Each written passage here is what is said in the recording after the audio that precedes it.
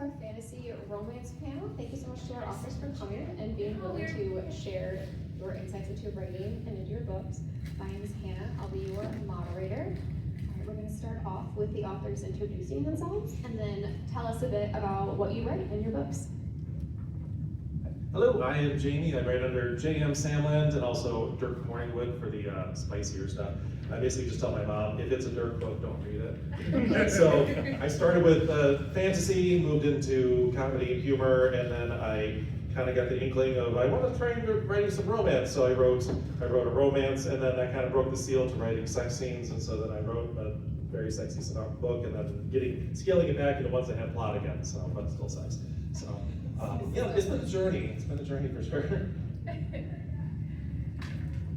Hi, I'm Bree. Oh wow, that's really loud. Okay, my author name is BK Cavaleri. I write dark fantasy romance. I've always wanted to be a writer since I was a little girl, but I was told that I wouldn't make any money doing that. So actually my day job is as a physical therapist, and this is my moonlit vibe.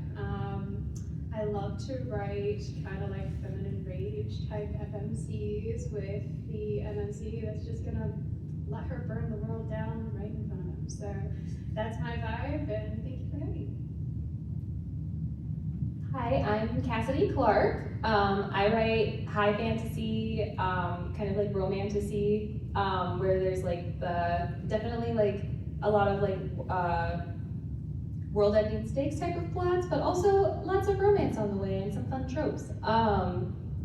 And yeah, I have my first book out is The Saltwater Air, and then I actually have so my fourth one's coming out in May. I had a moment. I was like, wait, how many do I have? And I've been writing for a while, and I found that fantasy is like my favorite thing to do, so. I'm Kiri. I write under the pen name KJ Sinclair. My debut, The Royal Day, was an MX fantasy rom-com, so the main character is non-binary, but I have a little bit of a scope in general. I have 2 Kindle exclusives, one of which is an MF monster funner. We're going to say that word because I don't know. I can't see far enough to see if there's any children out there. It's a flicker. I also actually tomorrow am releasing an MF, so it's an MF dark paranormal rom-com. Skinwalker gone completely. Don't know what word to put there, but it's wild. And then I am currently writing an MM romantic tragedy, which is my heart song. That is the genre that pulls me into reading and writing. So I'm finally taking a crack at it, and it has been my entire timeline for the past 6 months. Hi, my name is Kelly. I write under the name K, like the letter K, Aten. I just published my 16th novel last year.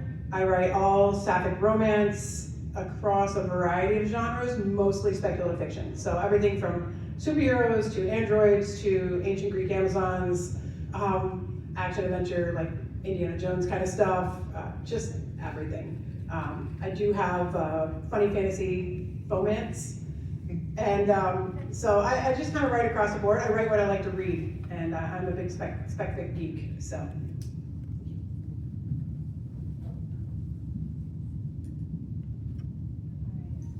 My next question is, do your families know that you write romance? And have you ever had any awkward conversations telling them that you have like some steamy scenes in your books? And how has that gone?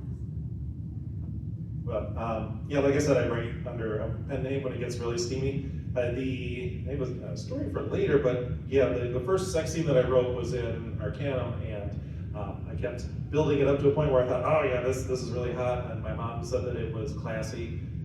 So I didn't do that. So it's been a process. So yeah, everyone knows that I write all this stuff, and it hasn't been an issue. But yeah, definitely have keep it separated based on how steamy things get.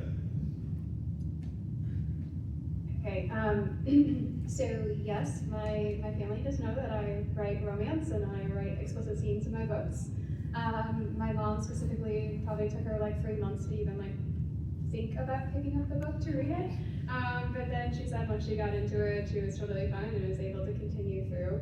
I think the number one question that I get about people that are close to me when they read the explicit statements in my books is this how you and your husband are? And so it's always no comment. No comment. I think that's a comment in its own. So my stuff definitely leans more like low spice, closed door. So that helps. Even that much, I'm like, Mom, listen. Please, just, you don't have to read it, it's fine. And she insists on reading all of it because she's very supportive and kind, and I'm like, okay. So far, I have not gone that spicy because my mother reads all my stuff and I just can't. But yeah.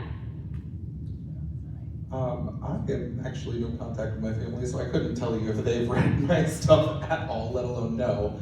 But my friends, found family, and coworkers all know, and I have garnered accolades from the people that have read it. So I'm gonna say yes and yes. So it's kind of funny actually. I have been writing sapphic romance from the beginning of my writing career, and my mom she's the reason why I had such a love of sci-fi and fantasy ever since I found bags of paperback books in her closet. Robert Heinlein, Isaac Asimov, just all the classics. And she was honestly my biggest fan for every single book I wrote. And it didn't matter if it was a single standalone, she'd say, when's the next one? I'm like, this is just one. And she's like, okay, when's your next one coming out? I'm like, not yet. And she would stay up all night. I mean, she passed away in 2023. And it was kind of sad because she'd been waiting for the last book of this one trilogy that I wrote, and she never got to read it. And I finished writing it in time to drop the unedited whip into her the grave or whatever. So I was very sad, but I'm like, this one's spicy, and she's like, I don't care. And she just devoured every one. She'd stay up all night in the nursing home reading them. So she was super supportive, my biggest fan. And I really, really appreciated that. I think it helped a lot. The rest of my family is not really a lot of contact. So, and I don't care. It is what it is.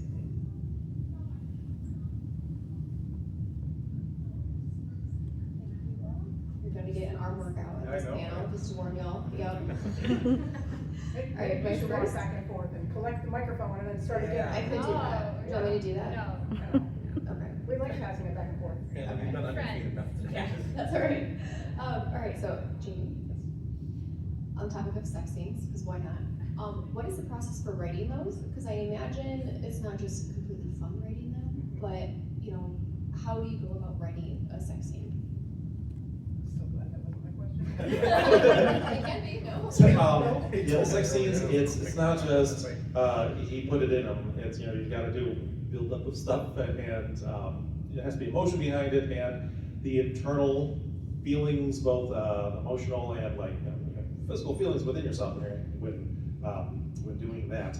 So in my earlier books, I had some fade to black, the guys were like, oh, let's go to bed, and then the next scene starts with the sister walking in on them, and they're frantically trying to. So back when I wrote those, I thought, this is really spicy, and then no, it's not. And then I mentioned in Arcana was the first time that I actually had kind of it was happening in the dark, so it was all just tactile, and the one guy this was his first time, and so it was just him exploring, and I gave it to friends, and they said, no, you gotta go more. And so I got more explicit with it, and they said, no, more. The expectation for the genre is that you're going to just describe everything's proportions and everything that happens. And so I just went more and more. My mom read it, she said it was classy, as I said, so then I went further beyond that. And a friend who writes dark romance read it, and she said it was cute, it was adorable. So then just something snapped in me, and I just said, I'm just gonna write smut, so it's just straight up smut, and I just broke my smut seal. And it's different to write a relationship versus just the sex of it, but then there's obviously there's relationships and sex. I don't know. So it's how to write the sex scene.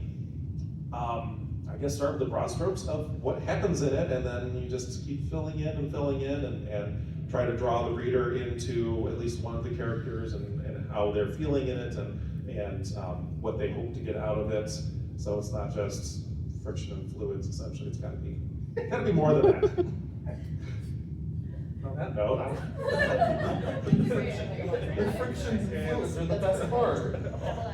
Alright, BK, your books contain shifters, dragons, shadow heads, which I want, it sounds very cute, and other mythical creatures. I would love to hear about how you developed these creatures, and if you had to be one of them, what would you pick?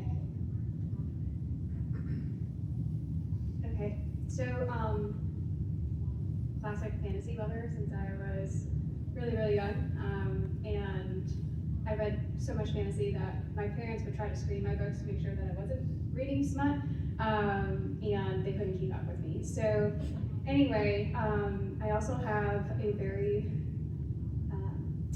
because my aunt is very strong in Irish mythology and lore. She believes that pukas exist and they mess around with her on a daily basis, so I have that kind of in my genealogy. And so my favorite thing to do when it comes to mythical creatures is take the concept and put a twist on it. Like, how am I going to see this in a different way? What would be unique? One of the mythological creatures in book 1 of Shadow's Lost that I have is a were-tree. So I took the idea of a werewolf and turned it into a tree, and they're pretty cool, actually, I think.